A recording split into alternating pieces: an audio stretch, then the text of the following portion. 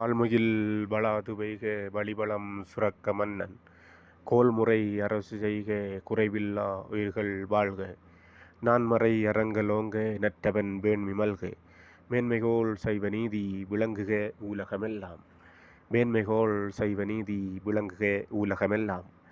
மட்டக்களப்பு கொக்கிவில் ஸ்ரீ வீரம்ம காளியம்மன் ஆலய வருடாந்த திருச்சடங்கு 2026 ஆரம்பம் 23/6/2026 செவ்வாய்க்கிழமை.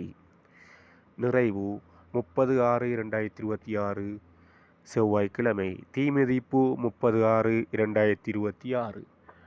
அனைவரும் வருக. அன்னை கொக்கிவில் ஸ்ரீ வீரம்மா காளியம்பாளின் திருவருள் பெறுக.